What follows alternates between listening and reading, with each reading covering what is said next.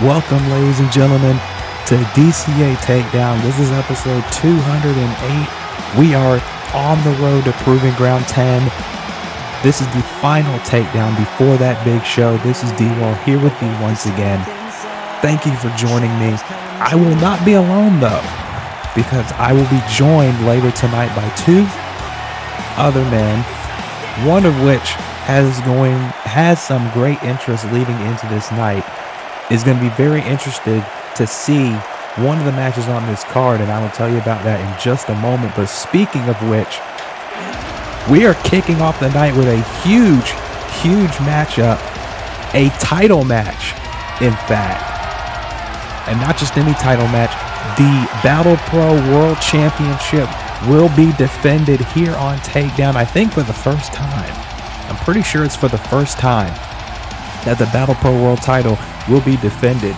Now, if you didn't know the backstory of this match, James Needham was supposed to compete tonight. He was supposed to return to action here on Takedown, but because of injuries suffered to James Needham, he is unable to compete. He is not cleared by DCA medical staff to compete. So TJ Kennedy stepped in and said, I want to fight tonight. I want to wrestle. And not only do I want to wrestle, I want to put my title on the line. And JT Onyx, hearing this, quickly jumped in and took the open challenge. So now JT Onyx, in I believe his third or fourth match here in DCA, has an opportunity to become the Battle Pro World Champion. JT Onyx, no stranger to championship opportunities, and I believe the championship gold over in UWL. So this is nothing new. And JT has really made a name for himself, especially over in UWL, but now he has an opportunity here tonight to become the Battle Pro World Champion. But it's not going to be easy because the man he's facing worked for so long to get this title, to get the championship. At Revelations, he beat James Dark to win the Battle Pro World title, and now this will be his first defense. And there he is now, TJ Kennedy. And again, TJ worked for so many years to get that title around that he's carrying right now. I was going to say around his waist, but he's not wearing it around his waist. But the Dangerous Ace, as he's calling himself now, has the title belt to prove it. He has the hardware to prove that he is the best on the Battle Pro roster. And he says he said it a few weeks ago. He doesn't want to be sitting around waiting. He doesn't want to be sitting around with a championship belt and make everyone think it's just a prop, that he just won it and he's just going to sit back and be complacent. No, he wants to defend that championship, not just tonight, He wants to defend that title in every match he competes in because he wants to be a fighting champion. He wants to represent Battle Pro. He wants to represent what that championship means. And for all the people, whether you love them or hate them, for all the people who won that championship in the past, who defended that championship in the past, he wants to be a fighting champion, and tonight he's got an opportunity to do so. And JT Onyx has an incredible opportunity as well to win, to pull off the upset, if I can speak right. To pull off the upset and win the Battle Pro World title, but it's not going to be easy.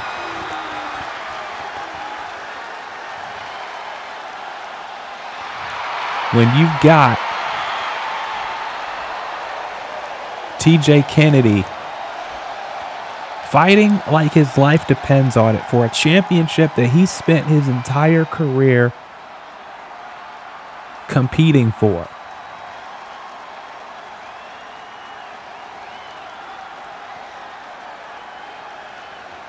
And that's what it's about. The Battle Pro World Heavyweight title. I believe, like I said, for the first time ever being defended here on Takedown. And I suspect if TJ leaves tonight with that title, it will not be the last time that the Battle Pro World title will be defended on Takedown. But again, it's going to be a tough task for both of these men.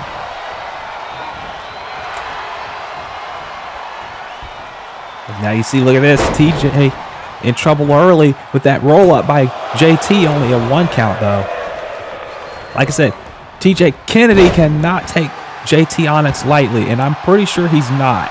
Cover off that German suplex, 1, only a 1 count. Because we know the caliber of both of these men. As you see, they're going for quick pins here, not wasting any time. Both of these men know what the Battle Pro World Championship means. Just being a world champion, period, what it means. Cover off this roll-up. Reversal by JT. Again, back and forth early here in this contest as now TJ stopping JT in his tracks, but kicked in the midsection by Onyx and gets a kick to the face.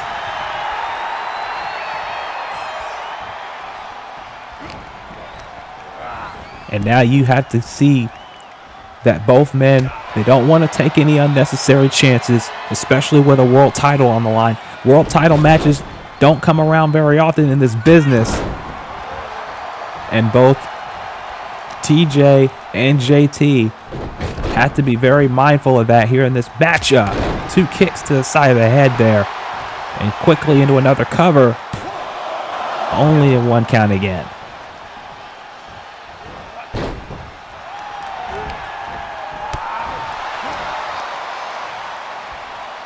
As now, look at this.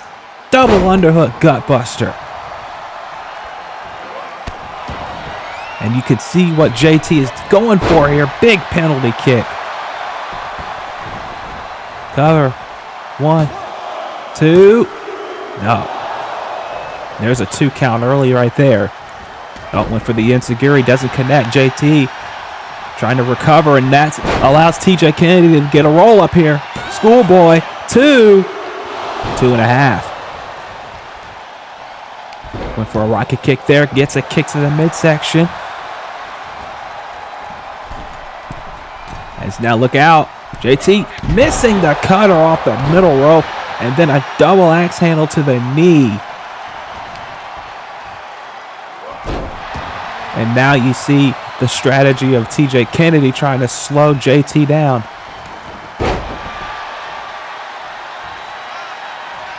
And now both men trading strikes, but JT getting the upper hand quickly. And I think in the striking department, JT might have a slight edge over TJ. TJ may have a slight advantage in the technical department.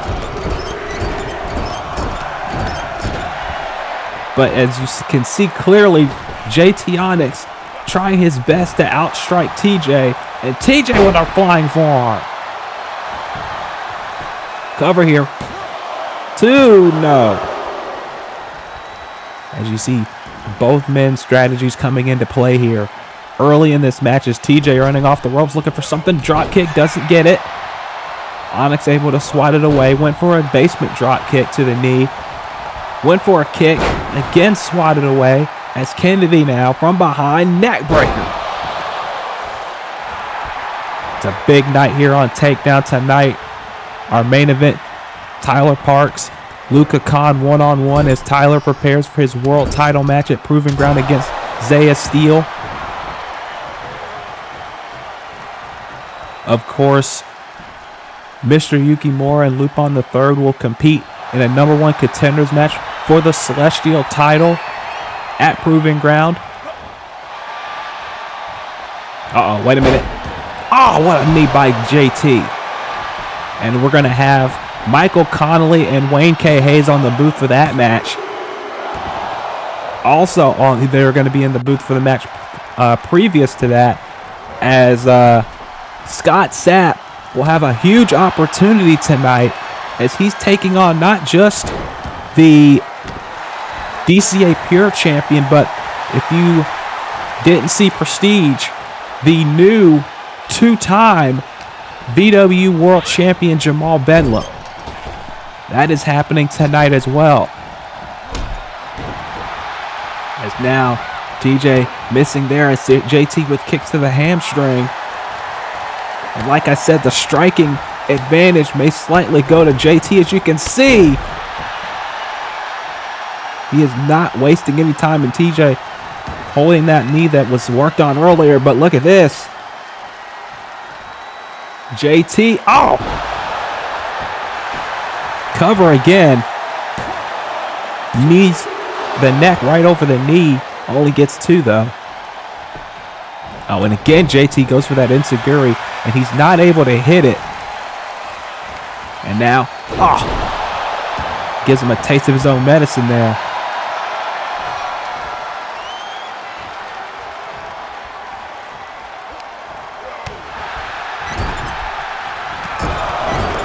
And now again the kicks. And now, look at this. Double foot stomp in the corner.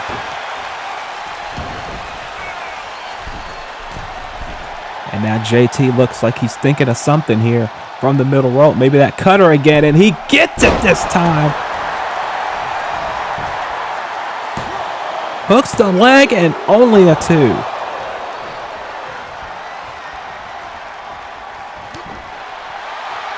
And you can see now JT, he's not getting frustrated.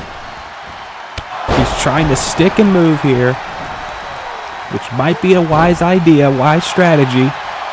You don't want to get too far ahead of yourself, especially in a title match like this. As now JT gets enziguri to the back of the head. And I think TJ's looking to fly. Suicide dive. Only TJ's not done. TJ, is he looking for another one? Yes, he is.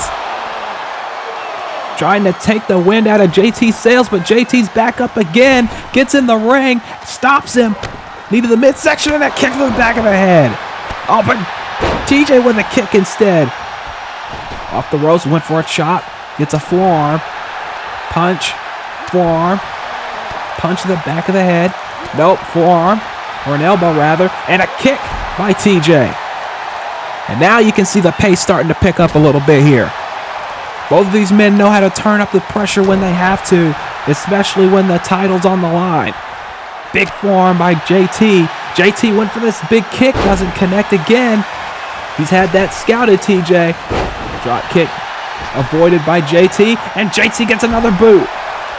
He keeps going for that knee, and he keeps getting it countered, but JT able to get back up and knock TJ Kennedy off the top rope. And now TJ's up. Oh, but JT able to roll out of the way.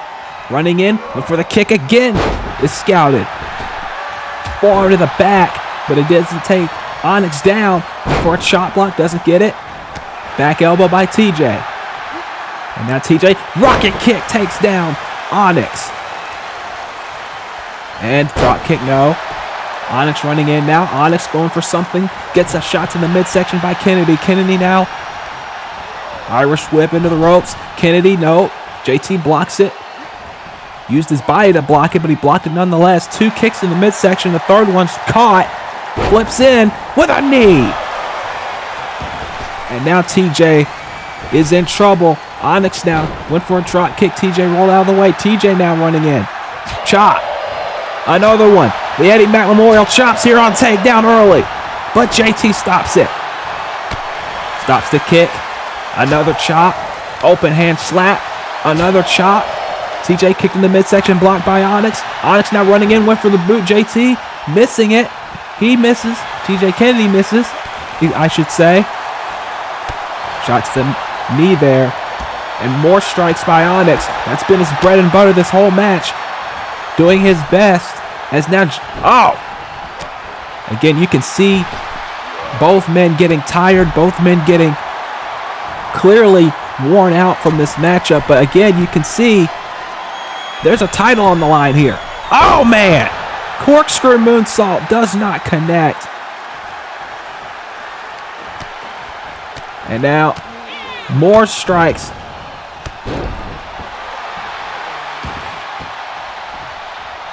You gotta realize how important this is for both of these men. And now, oh, wait a minute, 12-6 elbow. 12-6 elbow. 2, no.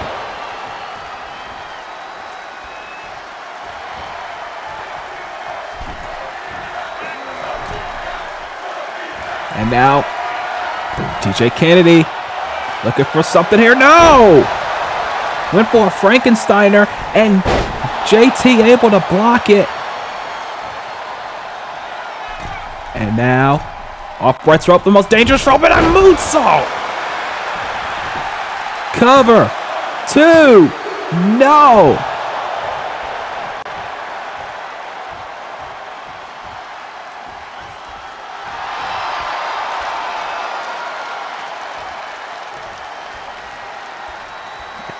And JT looking for something, but he can't waste time. What he's got to do, he's got to do it now, and that may have cost him.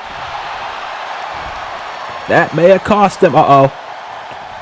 Dragon suplex. No. JT able to counter it. Onyx kick to the midsection. And brainbuster.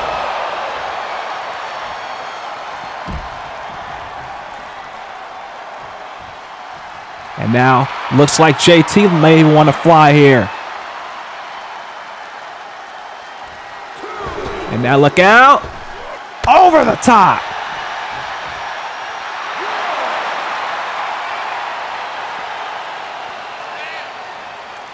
And this is where JT is looking to turn the page in this matchup here. And now look out. Big knee. And a big knee. Big elbow drop, excuse me. Oh, wait. TJ Kennedy's back up, but gets a right hand by Onyx. Onyx now went for the knee drop and got nothing but the mat. And a bridging German suplex. 2, no. And now look at this. JT Onyx putting TJ Kennedy up on the top. What's he thinking here? Oh, wait a minute. Oh, what the hell is this? Reverse suplex. Rolling through into a reverse DDT. And now, oh, look at this. A unique reverse figure 4, reverse Indian deathlock rather. Look at the torque on that knee.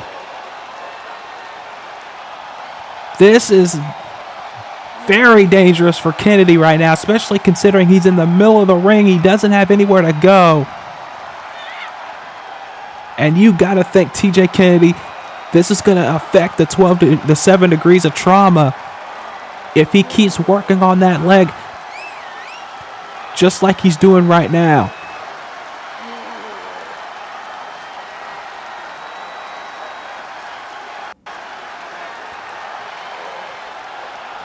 And you can see Kennedy can't move. He's got all of TJ Onyx's weight on his legs. So he's got to find a way to break free from this, or we're going to see a new Battle Pro World Champion right now.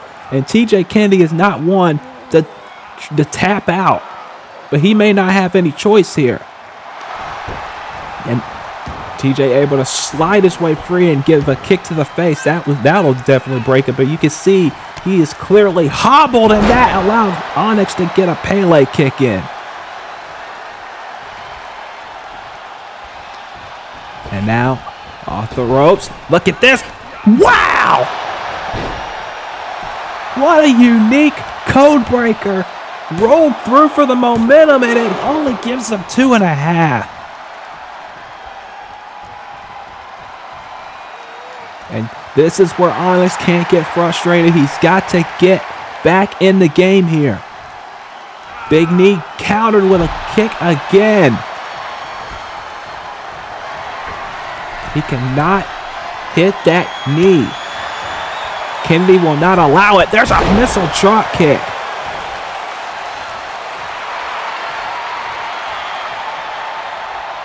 And now,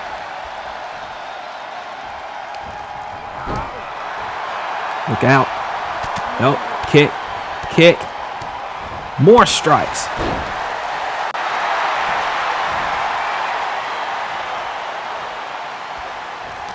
And now, into the corner. And Onyx gets a double feet in the face, and then swats TJ out of the air. But TJ, you see how uniquely he tried to trip him up there. And now, nope. Elbow again. TJ gets swatted out of midair.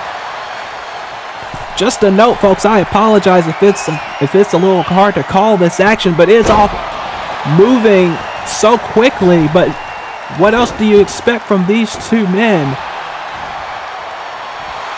And if you do like this action, please leave a like on this video and subscribe to see even more of this action and other content on the channel, as Onyx again goes for more strikes that have been very effective in this match. And now JT, what's he thinking here? Look at this. Again, TJ blocking that double knee attempt, this time with his arms. You saw him throw his hands up, his forearms up, and that was just enough to swat Onyx out of the air. More strikes to the hamstring. More strikes by Onyx. And now Onyx on the apron. What is he thinking here off the apron? There's the double knee strike.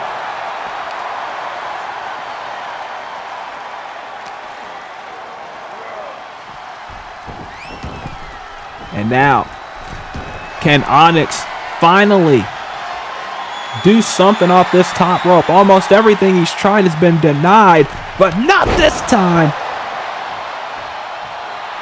And these fans are kind of loving what Onyx is doing here. I mean, wait a minute. Back breaker. 1, 2, no.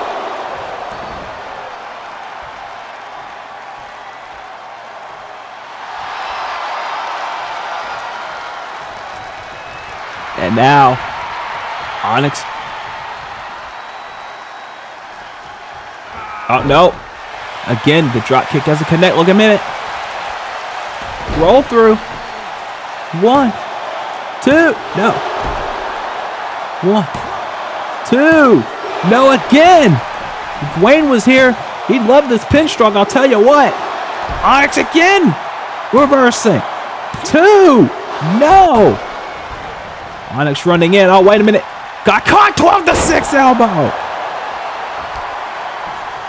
And now he's not wasting any time. He knows he's got to put Onyx away and put him away now. And it looks like he's planning on it. 7 degrees of trauma. 1, 2, 3.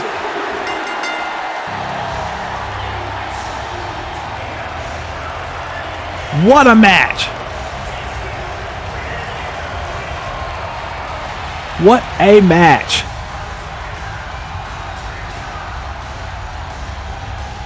And if you didn't think JT Onyx belonged in a world title picture before this match, you better be damn sure that he belongs after this.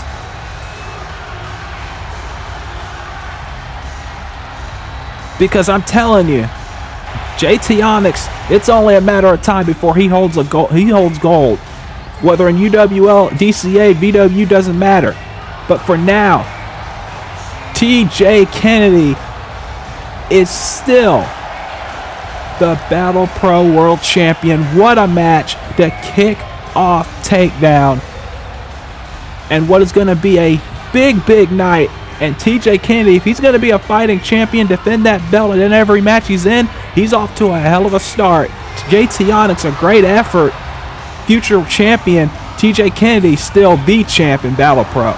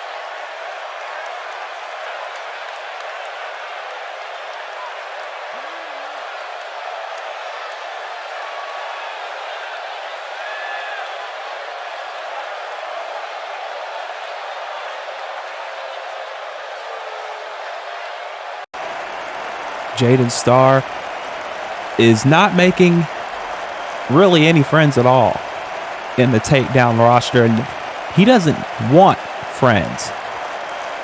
He doesn't care about friends. And I personally hope and pray that Zach Stone beats the absolute hell out of him at Proving Ground 10. I really hope so. I really hope he does, because he deserves it after the disrespect he's been showing everybody on Takedown, the disrespect he's shown Zach, the disrespect he's shown Amber. He deserves to get what's coming to him. But speaking of what's coming to them, the future War Cult, Sid Black, Jesse Black, finally at Proving Ground will get their shot, their one-on-one shot at the tag team titles. Sid and Jesse have waited a long time for this moment. But before then, before they get to Proving Ground 10, they have to get through the Cash Money Hooligans. Tag team champions in their own right, ZCW.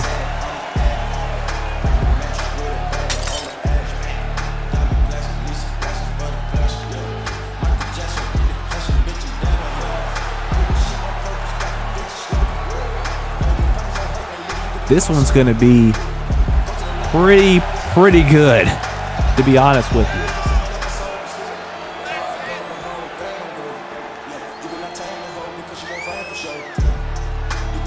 And if the Cash Money Hooligans get a win here over the #1 contender, that would be a huge blow to the future War Cult.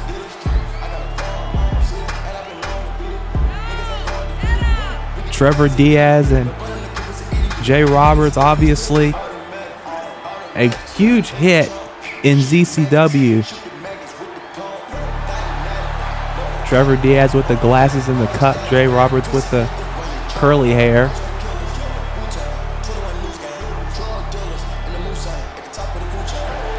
And they've been a popular team for years, but they have to understand. They have to understand how big this match is.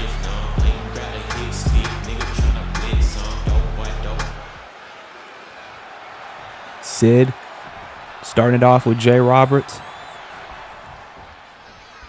Here we go. And you know Sid is going to want to make a statement. And you know that Sid and Jesse want to make a statement toward the Real Wrestling Throwback, so you know are watching this match closely.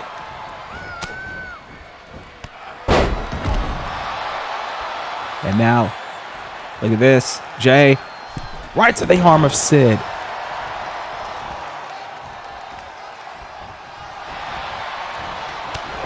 And now, Sid trying to get back momentum here. Jay Roberts over and out to the floor. That's not going to help matters, but here in DCA, there are no countouts in tag team matches unless it's a special circumstance. So they can be out there as long as they want to, but they have got to get the action back in the ring. That's the only way this match can end. Tiger Bomb.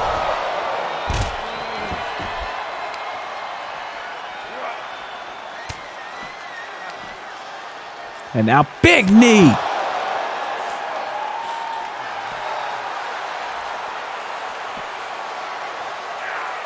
But again, they have got to get back in the ring. But Sid, I think, doesn't really care much about that. He wants to send a statement to the Throwbacks.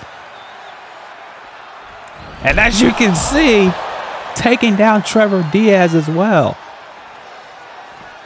But he's got to turn around. He can't pay too much attention there. Another Tiger Bomb. Yes.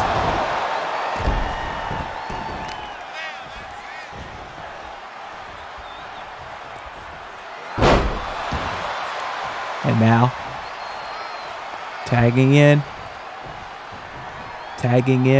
Jesse Black here. And you got to think at this point, the future War Cult, they were separated for so long because of the injury to Jesse.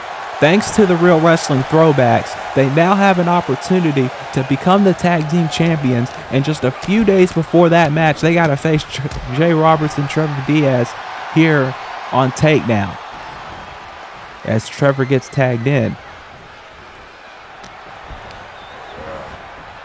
But as I was going to say earlier, now that I'm thinking about other people, after this matchup and for the next 2 matches coming up, I will not be by myself in the booth. We're gonna have I'm gonna have some special guests in the booth. I'm gonna have Wayne K. Hayes on the booth, and I'm going to have the Celestial Champion himself, Code Red Michael Connelly, in the booth with me as well. And I know he's going to really pay his attention to the #1 contenders match between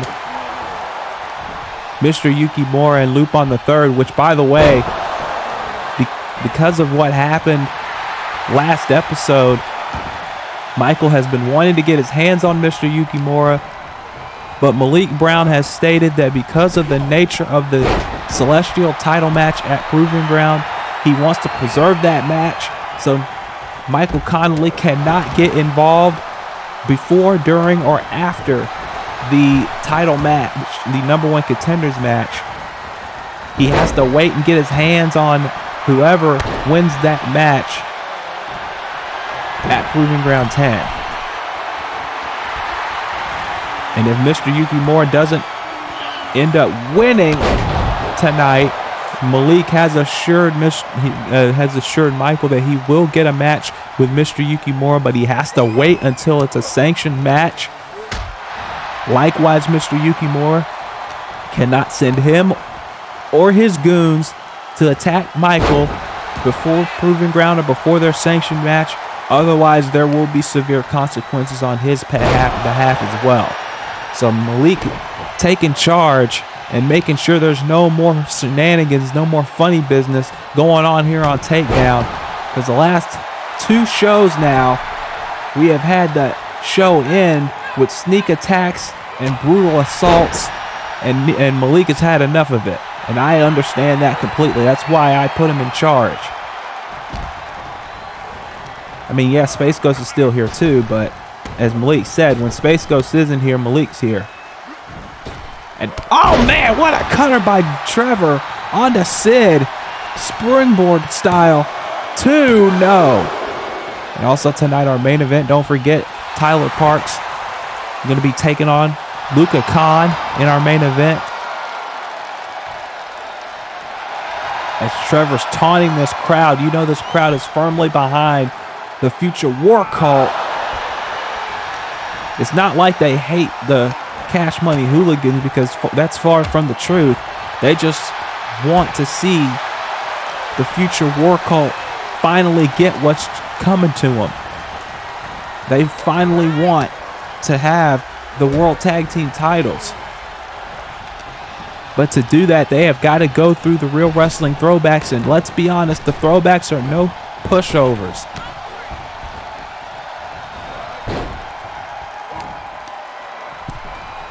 And now DDT by Sid.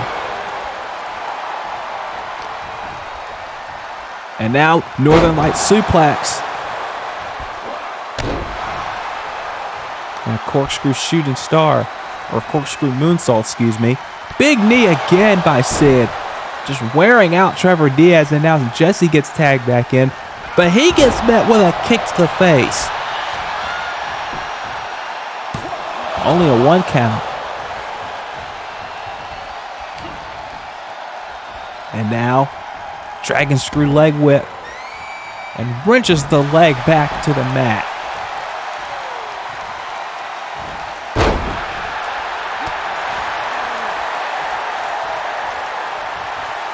Now Trevor trying to get a tag, but Jesse won't let him. Gives him a knee right to the back. Only a 1 count. And you gotta wonder, can Jesse and Sid avoid any major serious injuries leading into Proving Ground? Because if they do get injured, if they do have any kind of ailment going into that match with the Throwbacks, that's not going to do them any good, because the Real Wrestling Throwbacks can take any injury, any advantage, and use it to their advantage.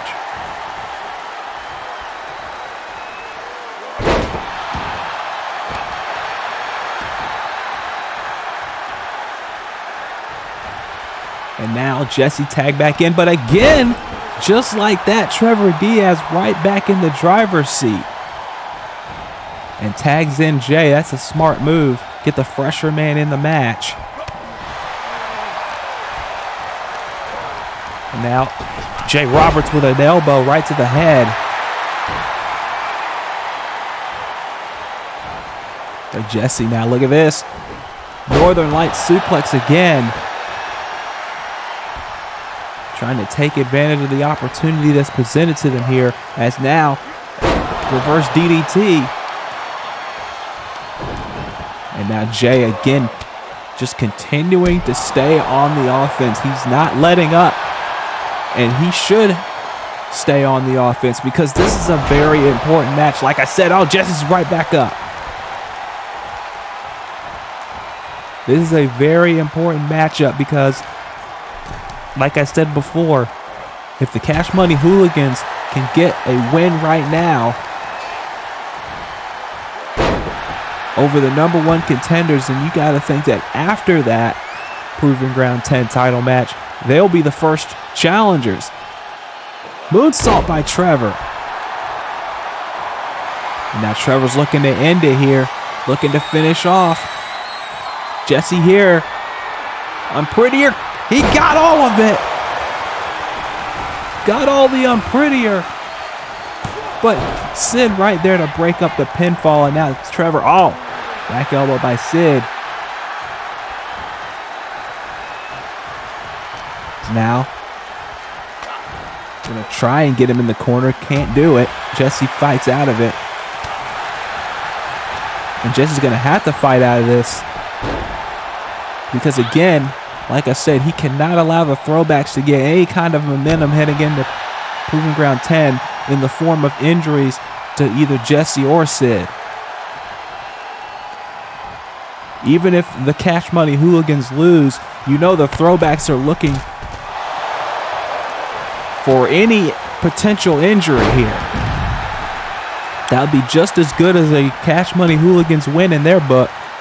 Look out. Butterfly suplex. And went for the moonsault again, but doesn't connect. And oh my God! What a kick. And a big forearm over the top.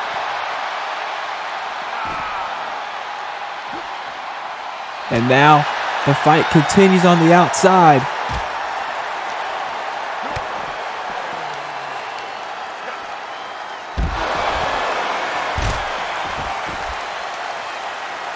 But again, they got to get back in the ring. Sid, is bleeding.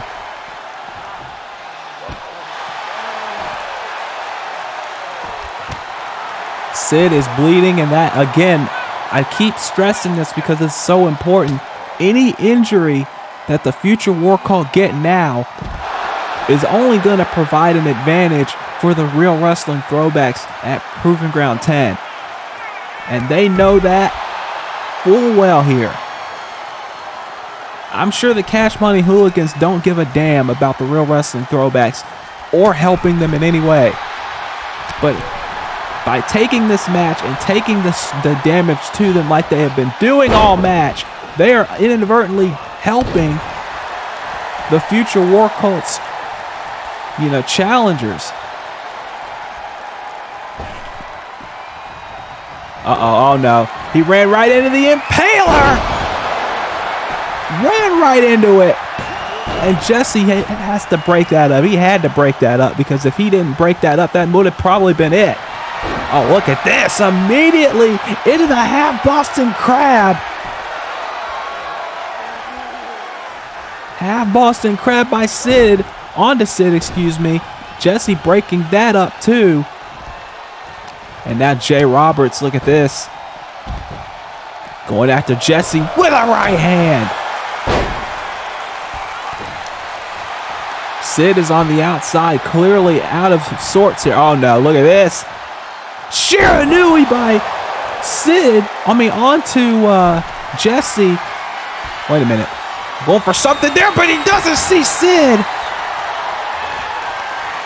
Ran right in and a DDT.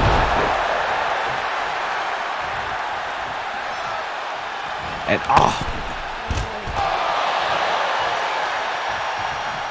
And now Trevor distracting Sid. Oh no, another impaler. A second impaler DDT. And Jesse again having to break it up, but there's Trevor Diaz. And now the fighting is on. It was only a matter of time, and now Trevor's on the outside. Jesse's on the outside, and now it's one-on-one. And now, elbow to the spine of Sid. And now, big forearm.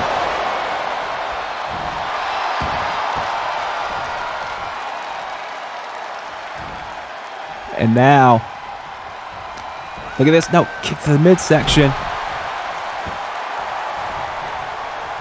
Sid has got to end this thing or get a tag. Because he's bleeding. He's hurt.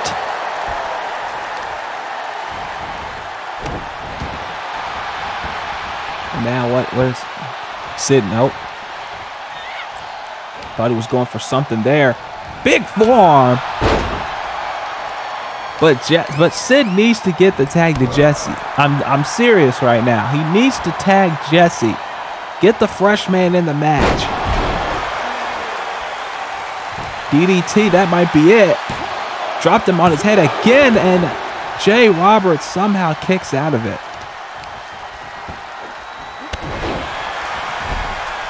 But how much longer can Jay keep this process up? And now both men on the outside again. Oh no. What is this? Neck breaker onto the knee.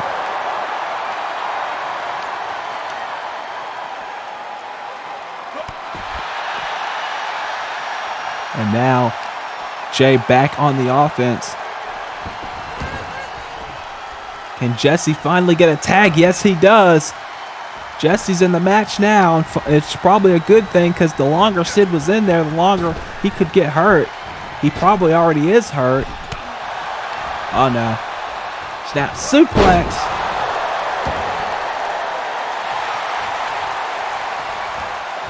Uh-oh. Off the ropes. No, big forearm by Jay Roberts. And now into a tag by Trevor. And now Jesse from behind. Look at this. Just taunting him now, but Jay Roberts with a right hand, and that allows Trevor Diaz to take advantage. Irish whip into the corner. Nope, forearm, excuse me, an elbow by Jesse. Big uppercut. And another uppercut. And a third uppercut. 3 uppercuts in a row, and now working on the arm of Trevor Diaz.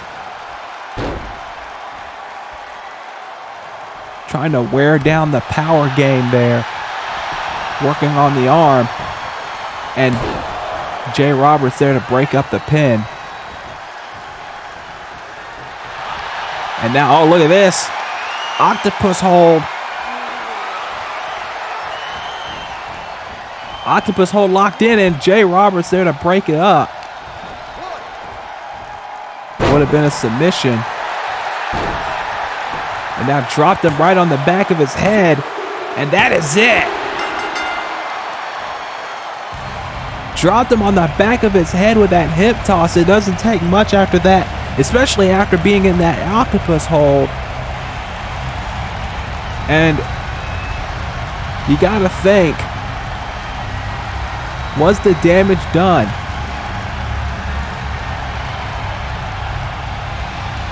That's the question. Was the damage done? Especially, look at that. Look at Sid Black's face. Will that be an advantage for the throwbacks come Proving Ground? Oh my God, look. Travis Touchdown is laid out backstage. And I got a funny feeling I know exactly who did it too.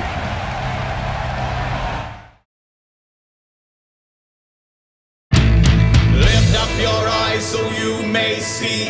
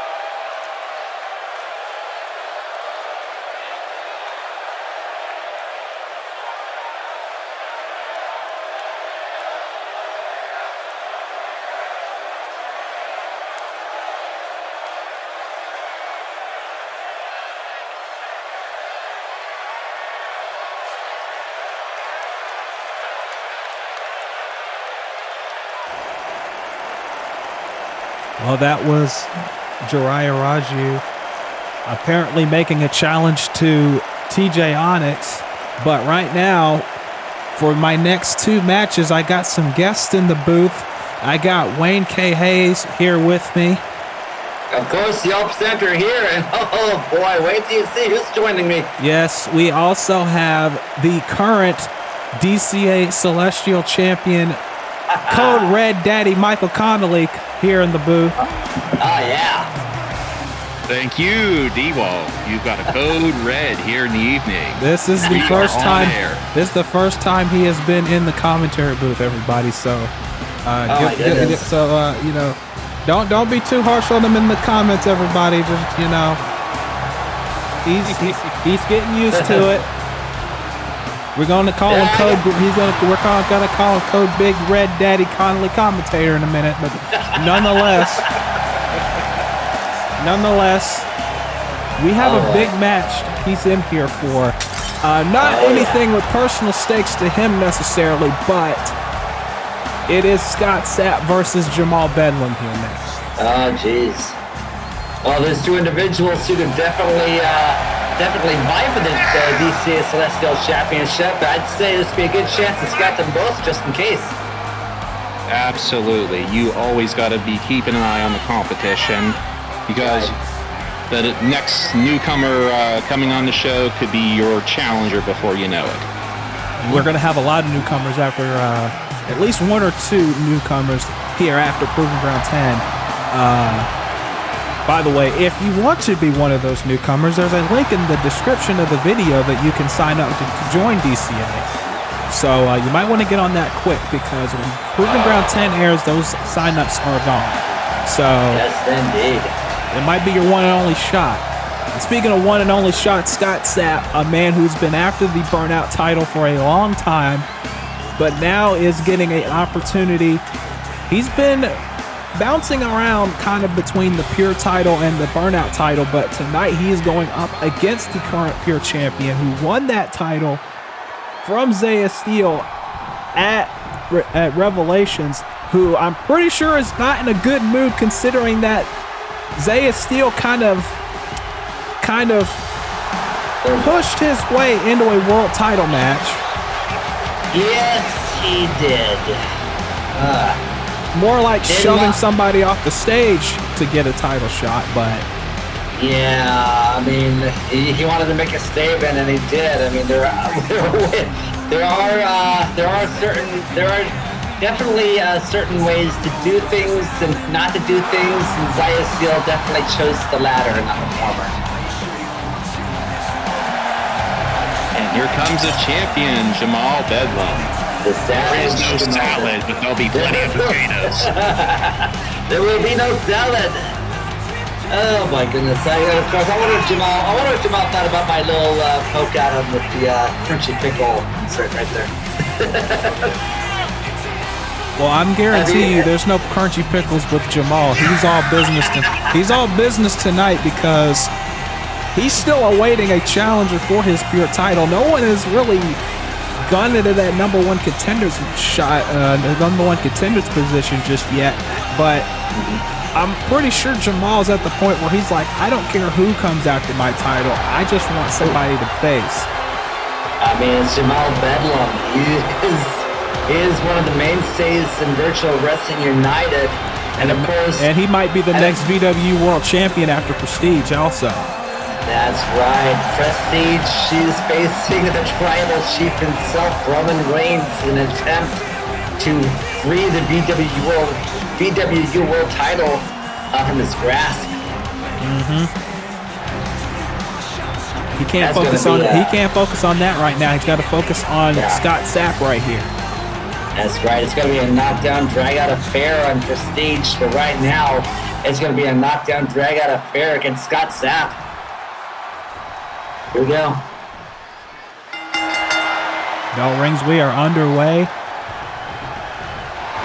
One of them has a tendency to be able to juggle many belts at a time. Focused and ready. He held like 8 belts at one time before. That's right. So I'm pretty sure he understands the assignment. Oh yeah, taking cues from Ultimo Dragon with the belt collecting. And Scott Sapp seems to be put Jamal Bedlam to sleep rather quickly. That's not how things work though. You gotta wear him down first. Yeah, but I mean, I understand Scott Sapp's intent, but right now his intent is to stop getting punched in the face by Jamal, but it ain't working, and he is already bleeding. It's only been 45. It's only been at least a minute, and he's already bleeding. Yep. I told you, Jamal's not in a good mood. He had Jesus! Scott Sapp just kind of. I don't know if he pulled Monahan in the way or Monahan just happened to walk in the way trying to get out of the way, but it didn't really work out too well. A hashtag Monahan down on takedown here. Sapp wasting no opportunity of just wrenching that armbar in, no matter if he is in the ropes. Yeah, I mean, that's true. I mean, Sapp, I got to hand it to him. He took advantage of the opportunity, and he capitalized, and now he's in control. I can't blame him for that.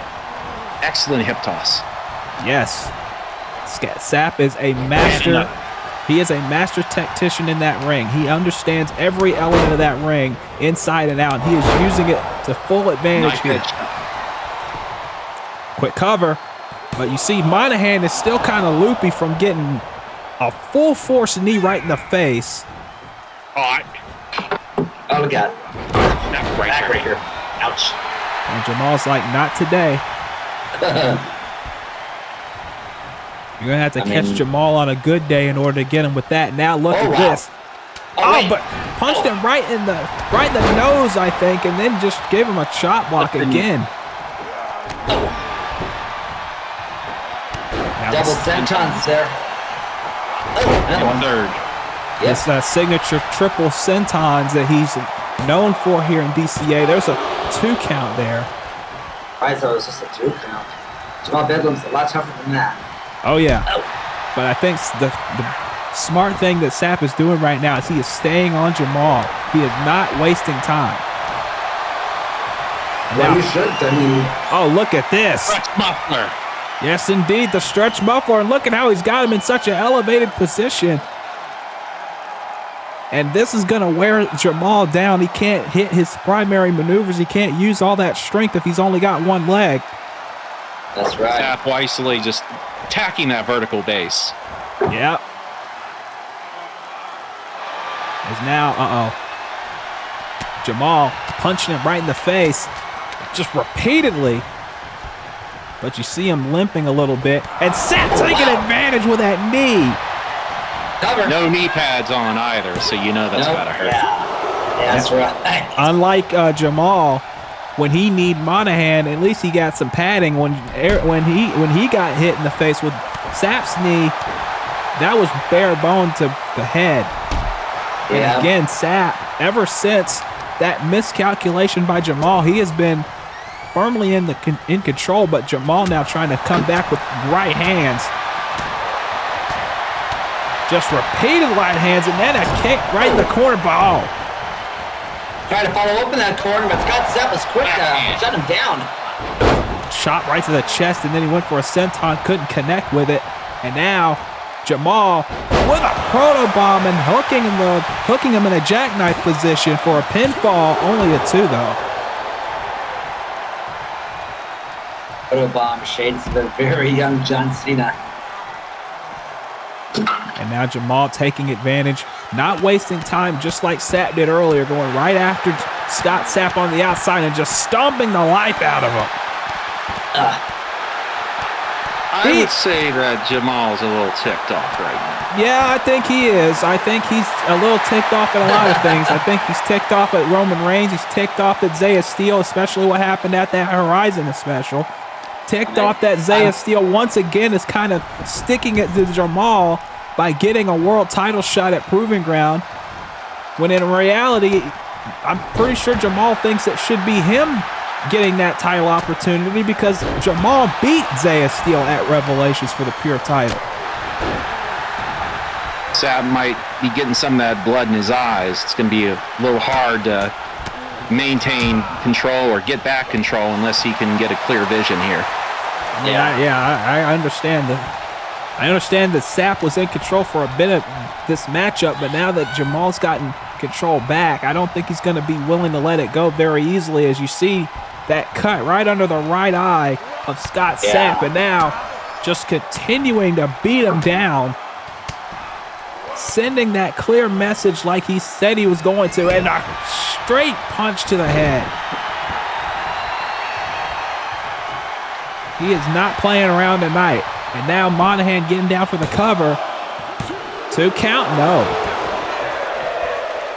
Speaking of the world champion, he will be facing Luka Khan in our main event tonight. Kind of a preview, kind of a warm-up for, even though I wouldn't call Luka Khan necessarily a warm-up. He's one of the toughest men in the business, but it's kind of Tyler trying to test himself before his big world title match. There's an elevated flatliner and Sapp retreating to the ropes to avoid a pinfall. But Jamal off the no bridge. Yeah. There's that in-ring expertise of Scott Sapp, and now Sapp running off the ropes with a suicide dive to the outside. And Scott Sapp just that quickly gets back into well, never mind. Jamal right back up and a spine buster on the outside. I was gonna say he was in control, but then he got his bell rung with that spine buster, and now never mind. Once again, and Monahan is not daring to count because I think he got kneed in the head so hard he's like, nah, I ain't gonna deal with it. Yeah. He's not gonna deal with another Jamal beatdown, even though it wasn't necessarily on purpose.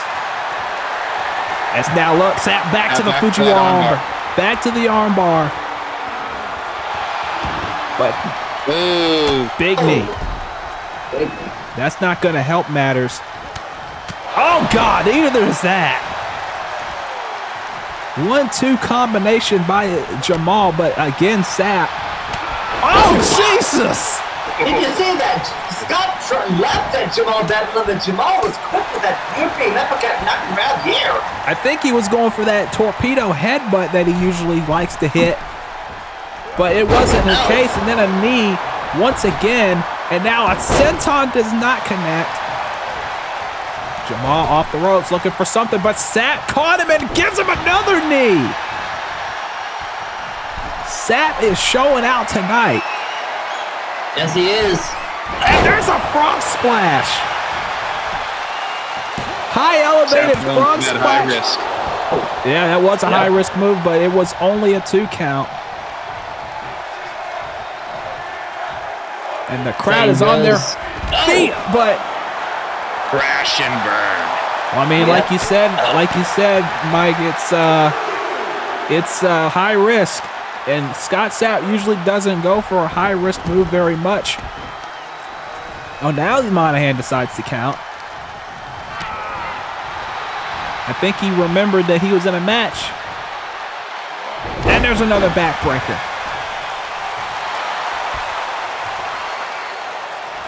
Now Jamal waiting for Sapp to get to his feet. Went for something there, couldn't connect with it. And Sapp, jackknife pin. 2. Sunset flip. 2. Almost a good pinstripe. That is pinstripes. Sapp rolled through, and now Sapp caught him, and again drives his head into the knee, and right into the senton. Nice combination by Sapp. Hey, I'll tell you. Wait a minute. DDT faked him out with it. Yeah. 2. No. Well, a little trickery there. I'll tell you, Code Red, you may not have a necessary stake in this, but Scott Sapp is showing he could be a contender if he retained that title at Proving Ground. As you see him, Charm City bomb, but the feet were in the ropes. Right. Mike might have to be, Code Red over here might have to be a little careful of Scott Sapp, I'll tell you what. He is showing out. I would say Jamal Bedlam too, to be honest. I mean, like you said, he's held more than one belt at one time before. I'm pretty sure he wouldn't mind holding yours. Oh. Yeah, I have faced Bedlam before, and I know what that Old Bay Lariat will do to you. But you got to worry about the match after this. Number 1 contenders match for your title at Proving Ground 10. It's going to be Loop on the 3rd against, wait a minute. Another jackknife pin. 2. No. It's going to be Loop on the 3rd against the man who orchestrated that sneak attack on you last episode. Yeah. And I haven't forgot. Oh, I know, and that's why Malik is wait a minute, cover now off the frog splash off the middle rope, only 2. But that's also why you haven't been instructed to not get involved in that match under any circumstances. So you're gonna have to. No. I know you're upset. But you may not even be facing him at Proving Ground. It might be Loop on at this point. Oh! And I would be fine with that as well. Oh, yeah. Loop on the 3rd, former Burnout champion. Went for that uppercut, couldn't connect with it. Jamal. And a fellow member of the principal, too. That's right. Scott Sapp now looking for something. Jamal blocked it. Give him a chop back. Right hand, no. Both of these men going back and forth. Scott Sapp understands that if he can get a win here over Jamal, he would get an opportunity at the championship. And there's an uppercut. Very European uppercut. Dropped him with the uppercut. To keep him down. No, it almost kept him down. It was a 2.5 count, and Jamal's rolling to the outside. If Sapp could keep him on the mat, I'm sure that he could build a little more momentum, such as with those arm bars and other holds. But Bedlam just keeps popping up. Oh! Another suicide dive to the outside. And yeah, you're right. Wait. Jamal. Oh, wait a second. Jesus! God! Guess that was about to dive again, but Jamal was like, nope, and just headbutted him. Yeah. Oh! Uppercut, and then went for that uppercut. Got him with that clothesline, and then another senton. 2. No. Wow. Jamal's back up. No slaps for Scott Sapp today. I went for another headbutt, got a knee, and then a crossbody. I'm telling you, Scott Sapp is showing exactly why he is one of the best in this business. I went for the boot. Sapp went out of the way. Another crossbody. Wait a minute. What's this? Oh, went for a senton off the top, and there's a... No one home. Yeah. No one home indeed. Went for that senton, couldn't connect. Jeez! Oh, God! Another one, and then a clothesline. He tried for a headbutt. Scott Sapp caught him, and I think, yeah, Jamal's busted open a little bit. I mean, after getting those bare knees, and Jamal's like, is that the best you got? He blocked it again. Oh, man. Running in. Oh, wait, no, caught him. And again, those knees to the head have been effective on Jamal this entire matchup, especially considering Sapp has no knee pads on. And look at that hand scissors. Went for the senton again. Jamal's got that well scouted by this point. I don't think Sapp should be trying that for too much longer. And now we're down to a Pier 6 brawl. I don't think Sapp's gonna win a brawl with Jamal. He's gonna try. He's gonna try, but I think it's like you said. I think he's gonna have to keep him on the mat as best as he can. But right now, he's trying to trade strikes with Jamal, and it's working to some degree at least, as Wayne is getting a package in the mail. What? And Jamal on the receiving end. Well, he was on the receiving end of the Eddie Mack Memorial chops, and then got a headbutt. Oh. And now off the, oh no. Went for something in the corner. Sapp again. Big forearm by Sapp. Went for a chop, ducked underneath. Hit to the midsection. Oh, no. Another uppercut and a clothesline. Wow. Oh, and a kick right to the face. They are just trading shots at each other at this point. Not a single one of them ever hit at this point. Oh! Wow. And Sapp's back up. Oh my goodness. Another knee. And another clothesline. This has been one of the most hard-hitting matches this season, and the season just started. Elbow. Another one taking Jamal down. And Bedlam actually needed to use the ropes for support to get up that last few moments. Oh, yeah. Right. But again, I think that's just the amount of force that both of these men have been hitting each other with. Oh, no. That headbutt duck, chop. Another one in return. And now some kicks to the hamstring by Sapp. Going for the chop again. Got it blocked. Another headbutt blocked. And now knees to the midsection. Oh my goodness. I don't know. I honestly don't know how much more these two men are going to have left. And this isn't even for the belt, by the way. This isn't even for the pure title, but you wouldn't know it if you just tuned in, folks. Which, by the way, I don't know why the hell you're tuning in an hour into the show. You should have been here earlier, but that's not my business. Catch the replay. Sure. Sapp seems to be on the upper hand here at the moment. Now Sapp going up top. This might be a mistake. And it was. And just as I say that, yeah. Oh! Forearm right to the head. Driving forearm. Yeah, and then Sapp's back up now. Oh, no. Went for the headbutt again. It gets blocked. And then a drop kick right to the mouth. Wow. And Sapp is feeling on that drop kick. That was an yeah, exactly. Excellent elevation. Perfect. Yeah. Left right up in the air for it. Oh, no. Monahan, get out of the way. Monahan. AJ, come on. Missed the boot again. Sapp. Chop. The Eddie Mack Memorial chops here on Takedown. Working in his favor. And oh, no. Gonna have to give the referees more hazard pay or something. I mean, that elevation makes me think that Sapp's got more in the tank that he looks like. It looks like it. Matter of maybe trying to outlast Bedlam, which is still a tall order. Oh yeah. I think he's lasted a whole lot long. Oh my God, Jamal's back up to his feet already. Oh, but Sapp able to get out of the way, and Sapp, there's the headbutt. There's that diving headbutt.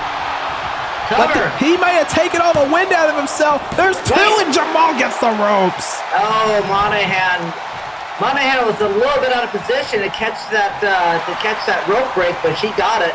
Yeah, and I don't think Sapp even realized that headbutt was. Oh, Jesus!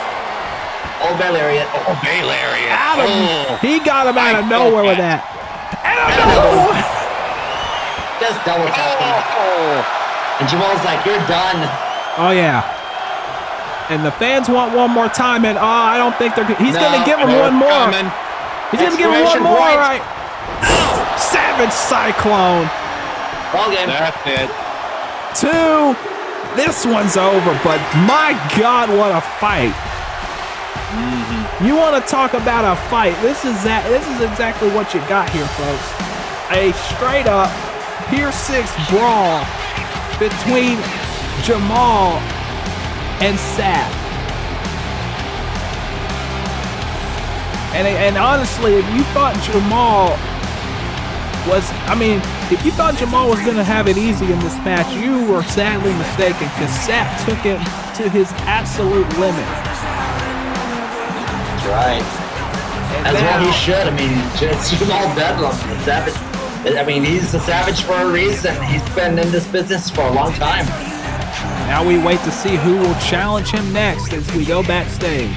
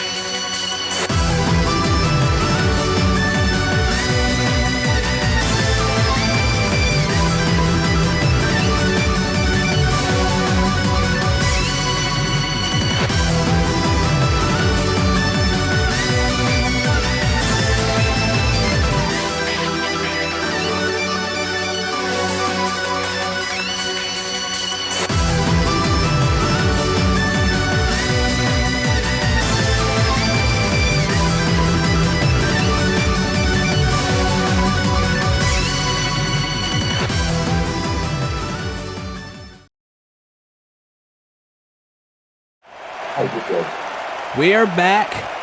This is Takedown, and I wasn't. and we're getting set for. We were all fun and games for the first bit, but now. Yeah. Now it's time to get serious. Yeah. We're about to find out who Code Red over here is going to face for the Celestial title. As you can tell by his silence right now, he is not in a good mood. If you saw the last episode of Takedown, you'd understand why he's not in a good mood. But if you missed the last Takedown, we will tell you what happened in just a little bit. But right now, Luke on the third, former Burnout champion, is making his way out to the ring. And he's probably not in a good mood either, because earlier tonight, Travis Touchdown, who was originally going to get this match, was laid out backstage. And I'm pretty sure I know who. I'm pretty sure I know who did it. Yeah. Or had a hand in doing it. Of course. So we all know who did it. It's pretty much academic at this point. Yeah. And speaking of, here he comes. And there he is. Jun Yukimura, aka Mr. Yukimura, with Saichi by his side. I don't know where that other behemoth of a man is that was with them last episode.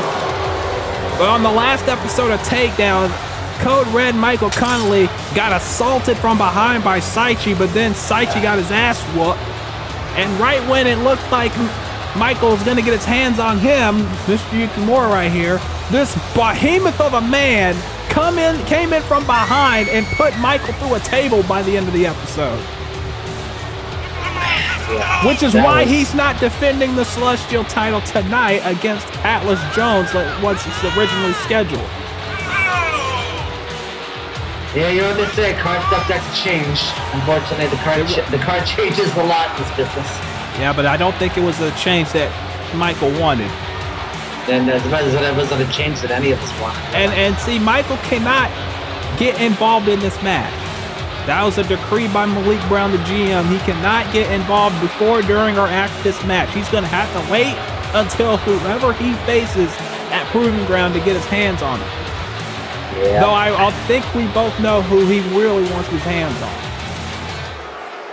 Well, I got a best seat in the house here for this match, at least. And Indeed. I'm looking forward to seeing Lupin kick his teeth in. Yeah, we'll see what happens. I mean, Lupin the third, as I said before, representing the principal alongside myself and Michael here. Which I think is another thread line here in this ongoing situation between the Lotus Collective and the Yukimura family. Yeah, it isn't just him orchestrating that attack on me last week. This guy's been a pain in the butt for me and my family for about a year now. Yeah. And apparently he's not the one calling the shots. It was Suzuka the whole time. Yeah, Suzuka, who on the last episode of Wildcats practically may have just shattered everyone's minds by revealing what she did. Well, I mean, Akaichi did first, and then Suzuka followed it up.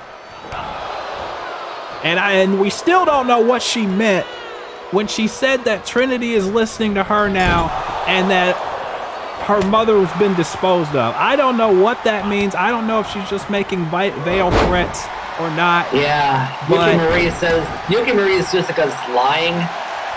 But yeah, we have no idea for sure. It's. I mean, it's like Yuki Marie knows a bit more than she lets on. Considering who her mother is, I mean, Oseko's been known to keep a few secrets here and there. Yeah, but I think the Lotus Collective. Family. No offense to you, Code Red, but I think the Lotus Collective are taking advantage of the fact that Yuki Marie hasn't really been herself lately. for reasons well, that... regardless of who's calling the shots, I know I don't like this guy, and he's shown time and time again what a dirtbag he is. Yeah. Dirtbag of a father, dirtbag of a husband. Yeah, that's Oh, it's been one of the most complicated things. And now he ran into Monahan, and that might be the opening. Loop on the third now with a roll up. He's got a roll up. Only a one count. only a 1 count. It's been one of the most complicated stories in the history of VW. And I think it has only gotten more complicated since this man entered the picture. And it's ironic to think that Proving Ground, we might have both Yukimura patriarchs, the patriarch and the matriarch, going after the next tier titles in this company, but on opposite ends of the spectrum, if you get what I'm saying. Yeah. That's crazy to think about. It is, I mean, it is unprecedented, though. There's no question about that. We already know that Miyako's going to be defending the Fever title against Celeste Amira at Proving Ground. And the winner of this match is going to face you, Mike, at Proving Ground for the title. And Miyako has been an honorable champion and extremely impressive with her comeback. Yeah, that comeback helped by one Beatrix Decker, who's also defending her belt at Proving Ground in an open challenge match. So we don't know who she's going to be going up against, but it could be anybody. I mean, considering the fact that she's ran through just about everybody on the roster that's come after her at this point, I mean, we're going to have to find somebody from the outside at this rate. Well, I mean... Oh! Went for the super kick. Lupon caught him. Big shot to the knee. Don't underestimate Lupon the third. A lot of people have, including one company that he used to work for, that he might still work for, but I don't watch it, so I don't know. Death Valley Driver. The thing is, Lupin the Third is a master thief. He's only, I mean, him and Sly Cooper, they're both master thieves. Oh, and Lupin the Third, he is deceptively quick and agile. Yeah, they faced off last year at Proving Ground, by the way. An incredible match right there.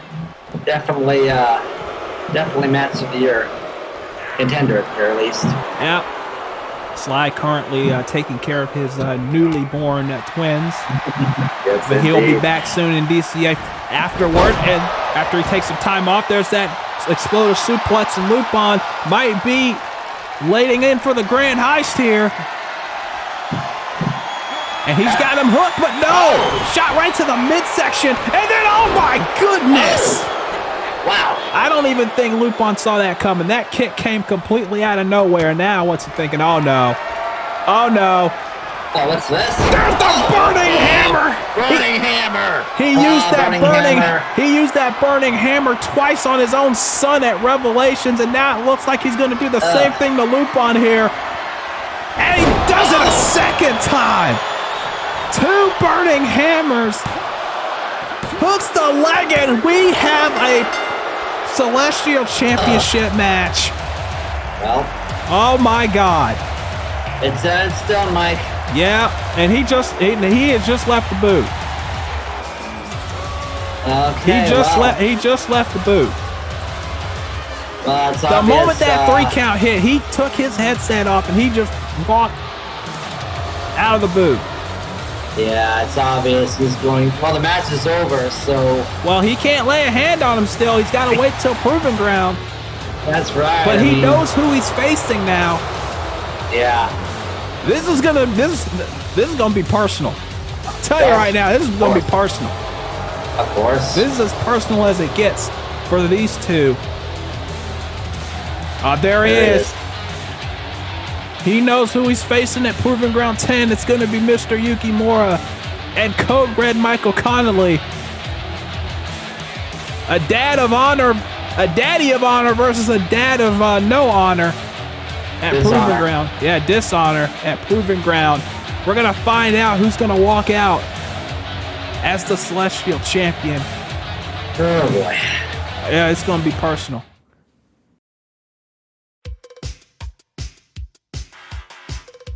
Ladies and gentlemen, welcome to the biggest mega event in CAW Wrestling. This is CAW All-Stars 16.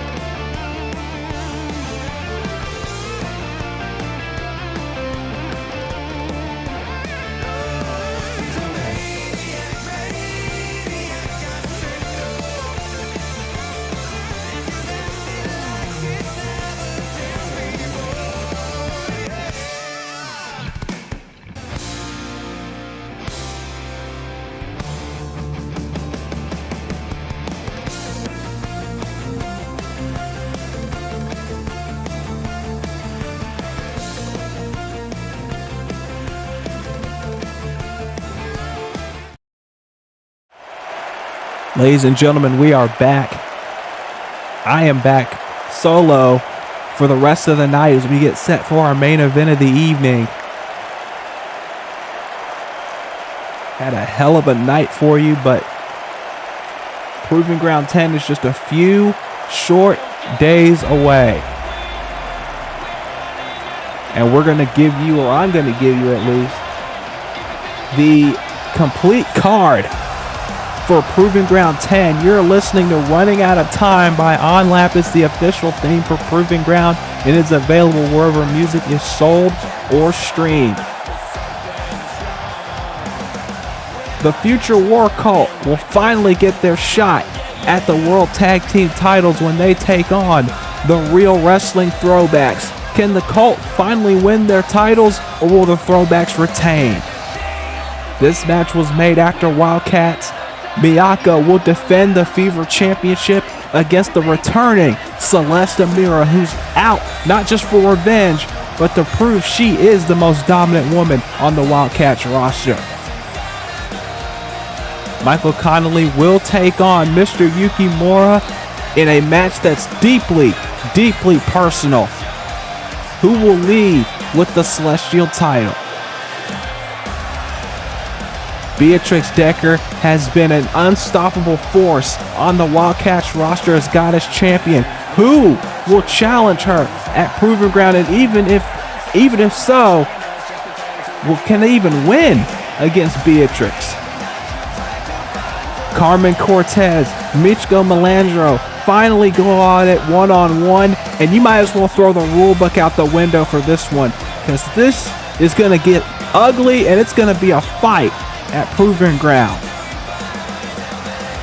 And speaking of fights, speaking of personal, Jaden Starr, Zach Stone, no holds barred after what Jaden did on the season premiere of Takedown, wearing that ridiculous shirt. I hope Zach finally puts him in the ground for good. Eve Heron, Faith Connors, the Wildcats title on the line. Eve's already pinned Faith once back at the anniversary show. Will she do it again, and this time with the title on the line? And our main event, Tyler Parks, Zaiah Steel, the world title on the line. Tyler Parks demanded it. Zaiah Steel gets the shot, and whoever wins will face Kiyoshi Saiba once he's cleared for the title. That's our card for Proving Ground 10 live from Japan. Back to Tokyo for Proving Ground this year. This is going to be a very, very big night. And we hope you join us for that event, because I feel like the landscape of DCA is going to be changed dramatically at Proving Ground 10.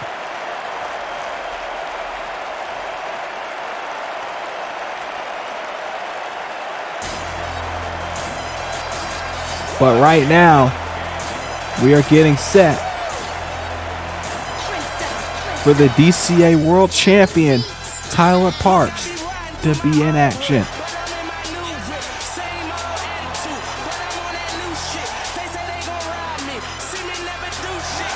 And there he is, the current DCA World Heavyweight Champion, Tyler Parks.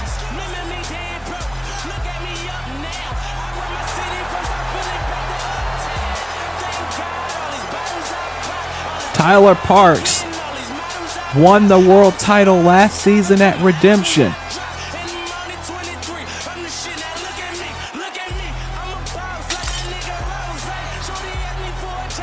And he has held that title ever since.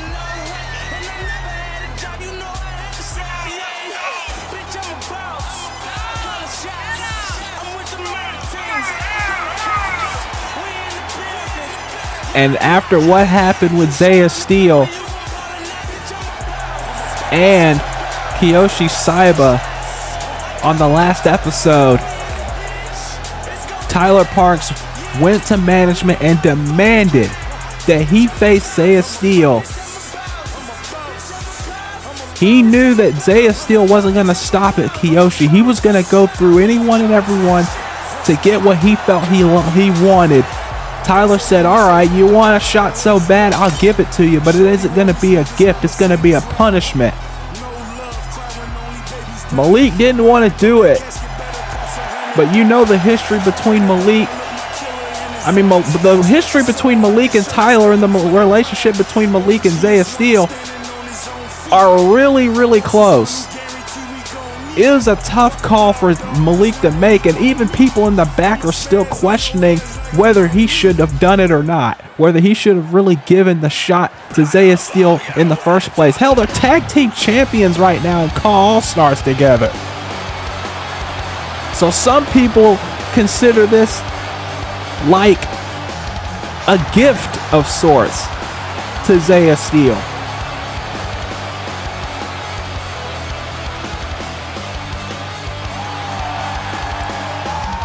But right now, he can't focus on Zaiah Steel. He's got to focus on somebody Zaiah Steel knows very well, Luka Khan.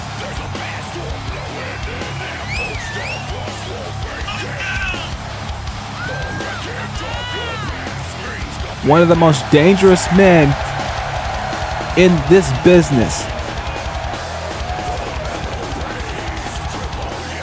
One of the most dangerous strikers, one of the most dangerous technicians in the game.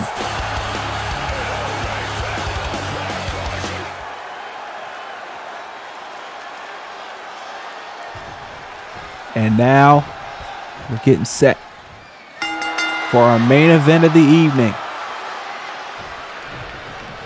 It is Tyler Parks versus Luka Khan. And you gotta wonder, this might be a trap game for Tyler. Because if Tyler gets hurt, like I said about the future War Cult, if Tyler gets hurt in this match, Zaiah Steel will capitalize. And if he does, in the right way, we could be seeing a new world champion at Proving Ground 10.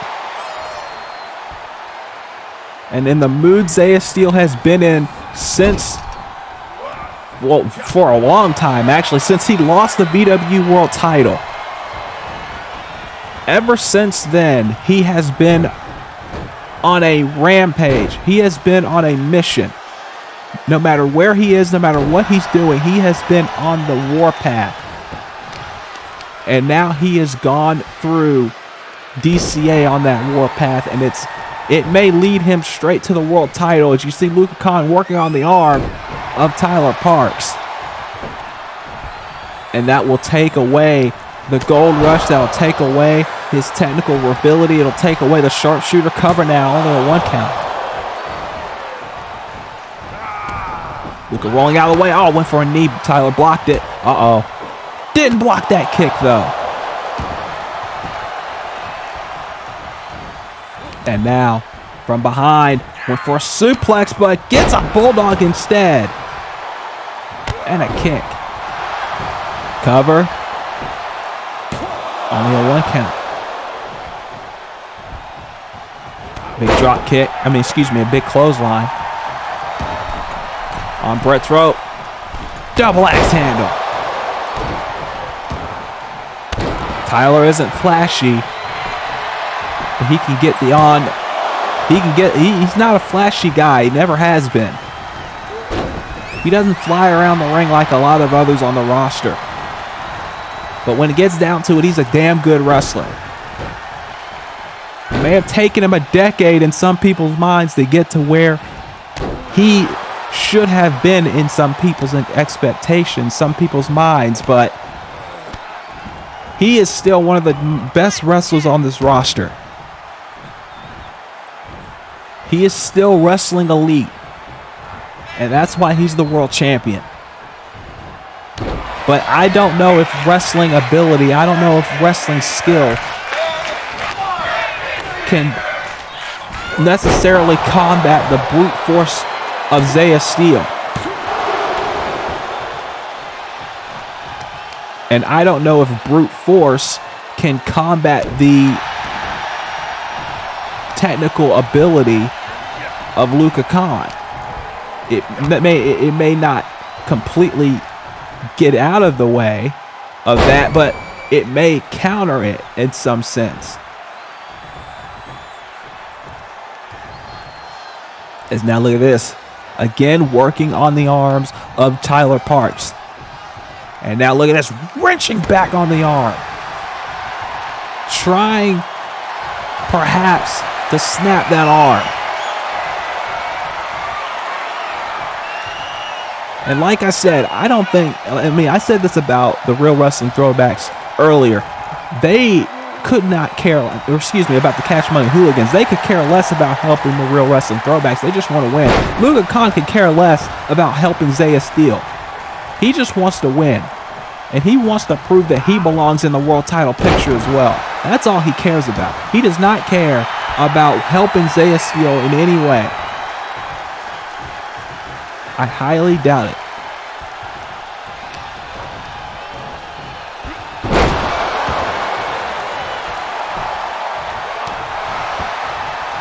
And now Luka's been in control for a good 5 minutes. If that. And that's why this is such a danger. Oh, wait, no! This may have spoken too soon. Right to the leg. And now, elbow right to the back. And what's this? Oh! Right to the legs. And that might be the opening.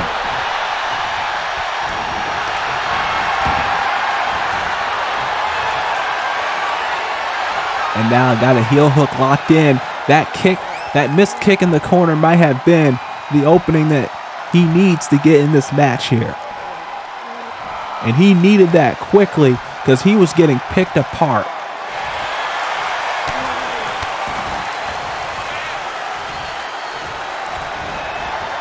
And again going after the leg of Luka Khan.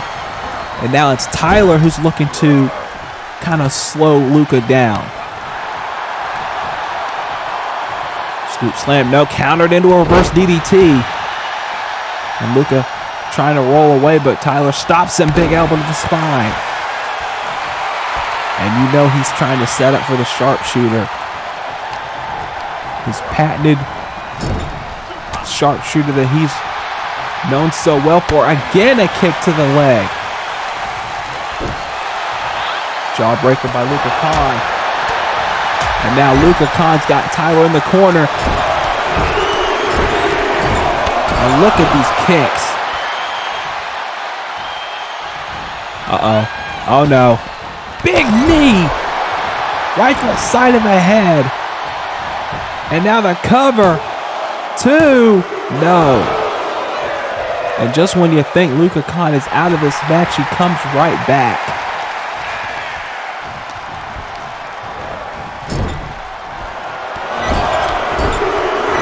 And I'll tell you, this is exactly what I was afraid of. Oh, no.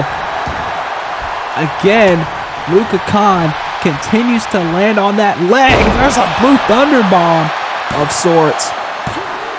Only a 2 count.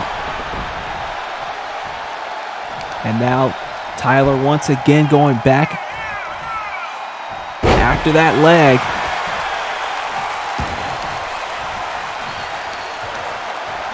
And this is exactly what he needed to do.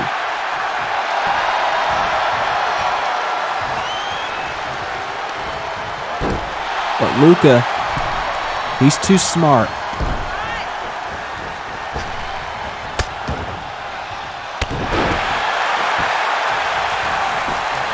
Cover now. No.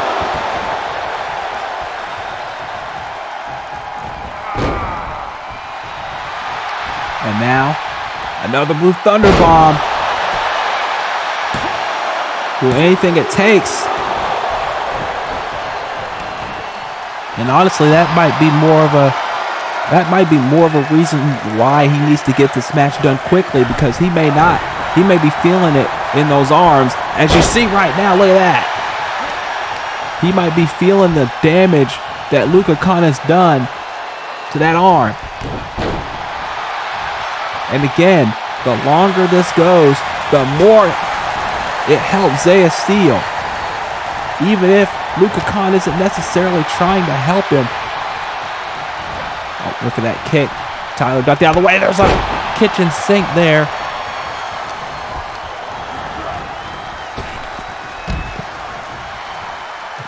Tyler now got Luka on the outside of the ring, but he can't stay out there for too long. Right to the barricade. Uh-oh. Wait a minute. Look at this. Russian leg sweep into the barricade. And Tyler once again finding his footing.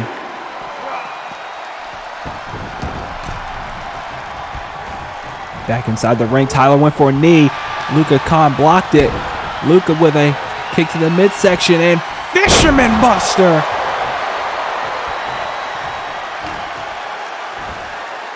And now into a Saito suplex. And now, oh, look at this, hooking the arm again.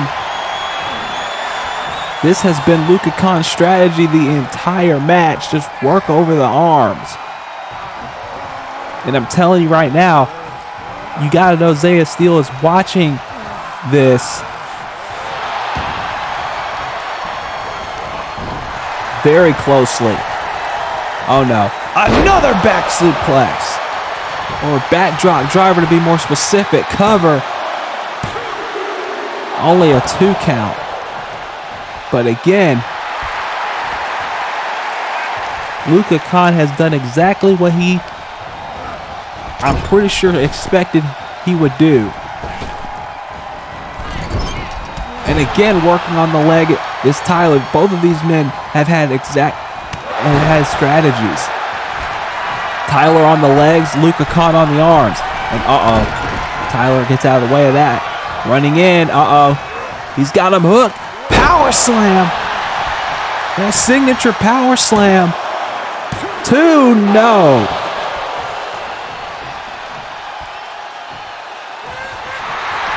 But Tyler can't get too complacent here. He's got to put this match away quickly. Because if he doesn't do it soon, Luka Khan will take complete control once again. As again, he's working on the leg. And now it's Luka Luka Khan's the one in pain. But he gets out of whatever Tyler was going for there. Drop down with a jawbreaker and a drop kick.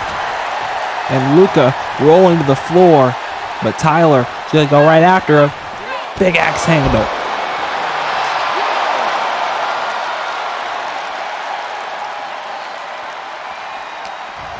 This has been a hell of a match to close out Takedown tonight, as we are getting set for Proving Ground 10 coming up in just a few days' time. Went for something off the top, and he got nothing but a shot to the midsection. And now, elbow to the back, Luka from behind. Luka Khan Uh-oh, look at the elbows. Right to the side of the head. And then drops him down. Hooks the leg, full weight on the shoulders. 2-0. That was a unique move there by Luka Khan. And Marin gives a knee by Tyler Parks. Now Tyler again going for the double axe handle. And nothing doing. And now the strikes by Luka coming into play there as Tyler now, look at that, he's cut right above the left eye. And that might have been from the knee or from that Pele. One or the other. Oh, God! Knee right to the back of the head. And now, Tyler's in trouble. Oh, my God! Stomped him out. Right to the back of the head. That's got to be it. No! Tyler again kicks out. And Luka Khan can't believe it. He's wondering, what more do I have to do? How much more damage can I give to this man? And again, I don't think he cares about helping Zaiah Steel in any way, but the longer this match goes, he is inadvertently helping Tyler's challenger for the world title.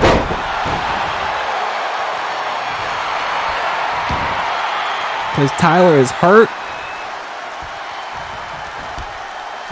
His arm has got to be racked with pain right now.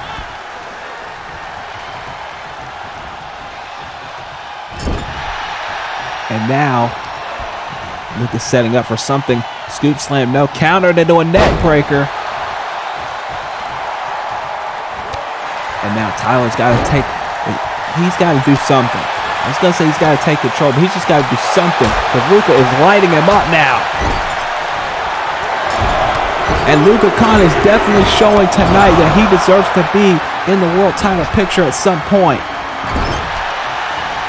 But again, lands on that knee. Another Blue Thunder Bomb. He's got the leg hook, and this time only a 1 count. Tyler's hit that 3 times tonight. I mean, if it ain't broke, don't fix it. But at the same time, it's not getting you the win, Tyler. You got to do something different. You got to do something a little more. But with the blood in his eyes, his arm in pain, what more can he do? That's the big question. What more is he able to do? As Tyler gets to the midsection, what's he thinking here? Look at this. Spiral, last ride, powerbomb. Cover, 2. And again, Luka Khan can't stay down for 3. Can't stay down, won't stay down. Either way it goes, the match continues. 450, he gets the 450. But Tyler can't capitalize off the 450 splash, and that's the only thing that saved Luka Khan right there. If Tyler was able to hit the 450 and go right for the cover, this match would have been over, but Luka Khan is still staying in this thing. German suplex. And Luka signaling that it's close to the end here, as now he's going for this knee again. And now Luka going up top. What's he thinking here? He's not known for being an aerial wrestler, and that's why. Kick right to that back. And now this time it's Tyler going up. Is he looking for another 450 perhaps? No. Luka able to get out of the way. And now, right to the knee. Uh-oh. Is he going for this foot stomp again? It looks like he might be. No! Tyler able to duck underneath. Tyler Parks. Gold Rush. But no. Luka's foot was underneath the bottom rope. And that was the only thing that saved him. And Tyler knows it. And he's kicking himself now. He's kicking himself now because he realizes if he had just pulled him away from the ropes, or if he hit that move away from the ropes, this match would be over. And now, he might be going for the sharpshooter here. No. Luka able to push him away. Luka now. Reverse DDT by Tyler. And now, knee, no. Luka rolling out of the way, and he gives him a sweep to the leg. And went for a knee of his own. Tyler now, look out. Tyler rolling him up. Shoulders down. 1, 2. No. And now went for a stomp. Luka able to roll free. Chop. And a second one. Staggering Luka Khan here. And he's got to do something to stagger him because it has been 60-40 Luka in this match. And kitchen sink of his own. Kind of a payback move from earlier in the match. Tyler now running in, right hand. Another right hand. And a third right hand. Doing anything it takes to take Luka off his game here. More open hand strikes. More open hand chops. And a big clothesline sends Luka to the floor. Now what's Tyler thinking here? Oh, wait a minute. Tyler's going up top. Tyler, 450 on the floor.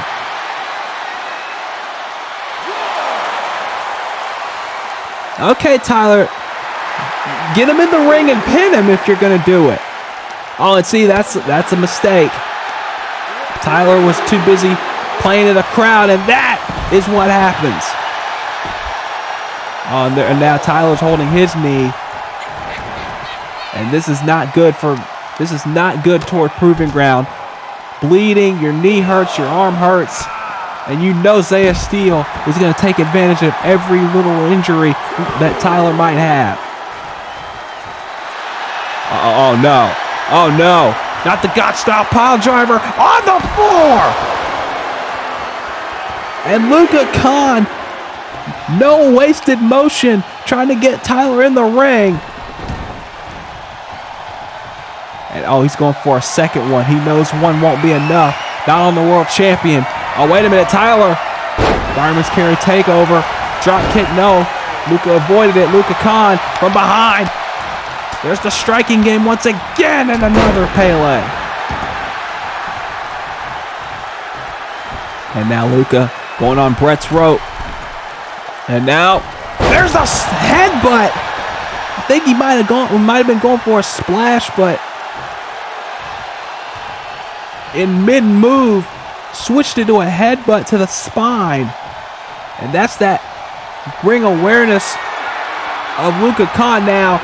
Went for the foot stomp again. Doesn't connect it now. Uh-oh. He's got him now. Power slam. And can Tyler finish him off? Can Tyler finish him off? No. Another jawbreaker. Luka Khan went for the strikes again. Doesn't connect. Luka gets a discus forearm. And now, elbow drop. Missed. Luka, big knee. And now, Luka, if he hits that God-style pile driver again, it could be all over. But no, Tyler with a shot to the midsection. Tyler, no. Luka gets a shot to the midsection. Right hand by Tyler.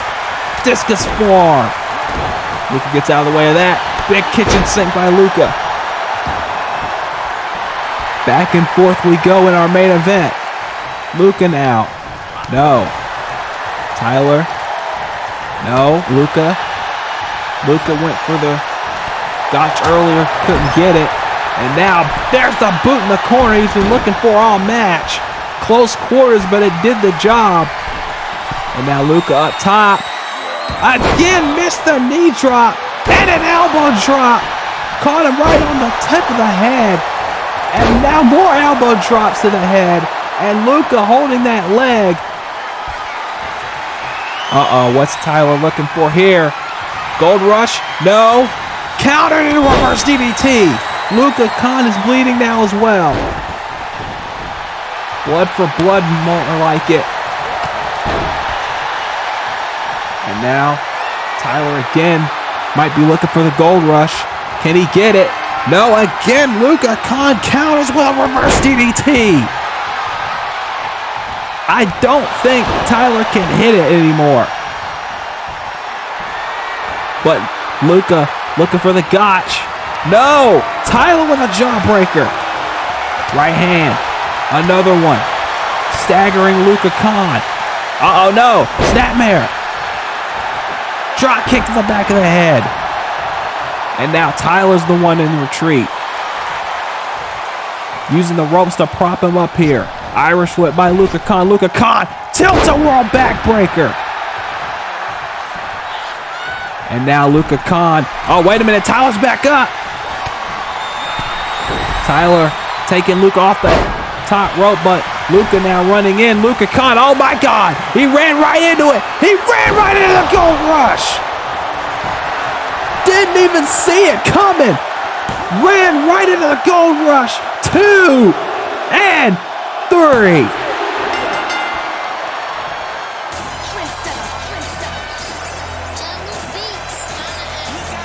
My God, what a match.